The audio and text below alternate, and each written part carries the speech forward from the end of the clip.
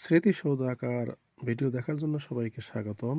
আমি প্রথমেই এখানে 14 সেন্টিমিটার পর্যন্ত একটি দাগ দিয়ে নিচ্ছি। 14 সেন্টিমিটার দাগ দেওয়া হলো এবং প্রতিটি দাগই সেন্টিমিটার অনুযায়ী আমি একটি করে ডট দেব বা ফোঁটা দেব। দিলাম, এখানেও দিলাম, এখানেও দিলাম, এখানেও দিলাম, এখানেও দিলাম, এখানেও দিলাম, এখানেও দিলাম। হ্যাঁ, এখানে আমরা প্রতিটি সেন্টিমিটার পরপর একটি করে আমরা দাগ দেব। দেওয়া হলো। এখন আমাদের এখানে মিডল পয়েন্ট হলো 7 সেন্টিমিটার। এটা আমরা মনে রাখবো যে এখানে এদিকে 7 এবং এইদিকেও 7। এখন এই 7 সেন্টিমিটার এখানে আমি উপর থেকে আমি আবার 7 সেন্টিমিটার দাগ টানবো। এই 7 সেন্টিমিটার দাগ টানলাম এখান থেকে এবং নিচের মতো আমি প্রতিটি সেন্টিমিটারকে আবার দাগ দেব যাতে করে বুঝতে পারি এখানে সেন্টিমিটার ছিল। আমি এখানে দিলাম, এখানেও দিলাম। 3 নম্বর সেন্টিমিটারে, 4 নম্বর সেন্টিমিটার, 5 নম্বরে, 6 নম্বরে। ওকে, তাহলে প্রতিটি সেন্টিমিটারে আমরা দাগ দিলাম নিচে এবং উপরে। এখন আমরা যে উপরের সেন্টিমিটার 1 নম্বর থেকে আমরা নিচের এই 7 নম্বরকে আমরা জয়েন করবো, মিলিয়ে দেবো। এখানে দিলাম। এখন এই 2 নম্বর থেকে আমরা এই 2 নম্বর মিলিয়ে দেবো। এখন এই দাগের 3 নম্বর থেকে 3 নম্বর সেন্টিমিটারে আমরা মিলিয়ে দেব। আবার এখানে 4 নম্বর সেন্টিমিটার থেকে আমরা এই 4 নম্বর সেন্টিমিটার মিলিয়ে দেব।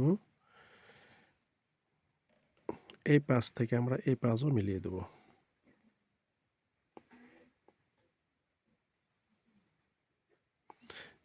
এবং 6 থেকে আমরা এই 6 মিলিয়ে দেব।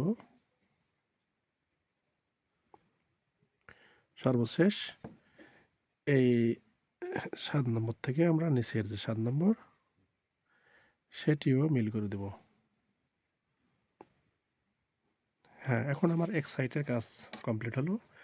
এরকমভাবে আমরা এ প্রান্তও এভাবে মিলিয়ে দেব। যেমন প্রথমে আমি উপর থেকে নিব, উপরের 7 থেকে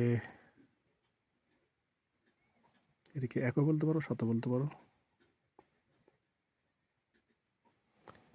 এই দাগ মিলিয়ে দিলাম। এই 2 নম্বর থেকে আমরা এই 2 নম্বর মিলিয়ে দেব।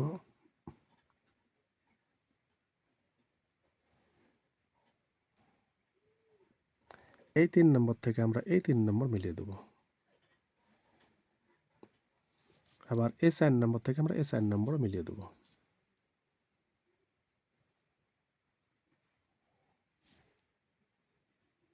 স্কেলটিকে সোজা করে নিচ্ছি।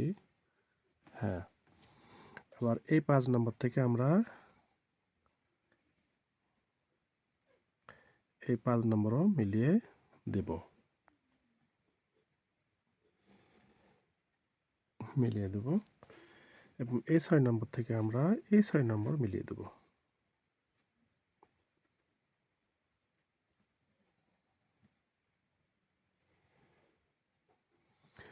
এখন এই 7 নম্বর থেকে আমরা শেষের যে 7 নম্বর আছে এটিকে মিলিয়ে দেব। বাস, কমপ্লিট হয়ে গেল আমাদের স্মৃতিসৌধ। এখন আমরা এখানে নিচে একটু ডাবল করে দিতে পারি যাতে স্মৃতিসৌধের সৌন্দর্যটাকে একটু ভালো লাগে। এখানে আমি ডাবল করে দিলাম। হ্যাঁ, হ্যাঁ, ডাবল করে দেওয়ার পরে আমি এখানে একটু পতাকা দেব। তোমরা জানো যে স্মৃতিসৌধে পতাকা থাকে। এটি আমাদের জাতীয় দিবস,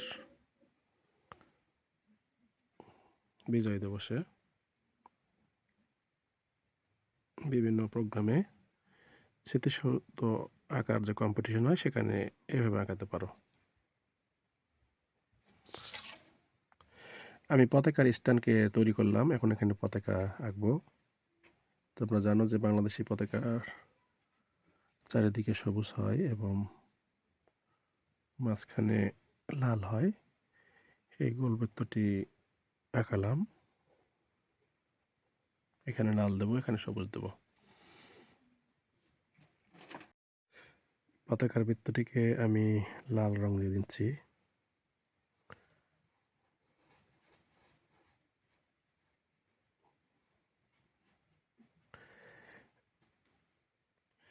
এবং সাইডে আমি সবুজ রং দিয়ে দেবো।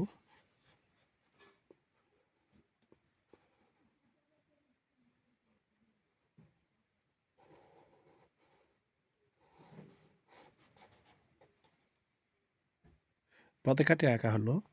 তোমরা জানো যে জাতীয় স্মৃতিসৌধের 7টি ফলক, এই 7টি ফলক স্বাধীনতা আন্দোলনের 7টি পর্যায় নির্দেশ করে। যেমন প্রথমে যে নিচের ফলকটি আছে এটি হলো 1952 ভাষা আন্দোলন। 2 নম্বরটি হলো 1954 যুক্তফ্রন্ট নির্বাচন। 3 নম্বরটি হলো 1956 এর শাসনতন্ত্র আন্দোলন। 4 নম্বরটি হলো 1962 এর শিক্ষা আন্দোলন। 5 নম্বরটি হলো 1966 এর 6 দফা আন্দোলন। 6 নম্বরটি হলো 1969 এর গণ অভ্যুত্থান। এবং উপরে যে আছে, সর্বোচ্চ যে ফলকটি আছে এটি হলো আমাদের মহান স্বাধীনতা যুদ্ধ 1971 সালে যে আমরা পাকিস্তানি বাহিনীর বিরুদ্ধে যুদ্ধ করে এই দেশকে স্বাধীনতা লাভ করেছি, সেই ফলক হলো এই 7 নম্বরটি। তাহলে 7টি ফলক তোমরা মনে রাখতে পারো এবং আমি যেভাবে আঁকাইছি সে আঁকা তোমরা ফলো করতে পারো। নতুন নতুন শিক্ষামূলক ভিডিওর জন্য অবশ্যই এই চ্যানেলটিকে সাবস্ক্রাইব ও ফলো করবেন। আল্লাহ হাফেজ।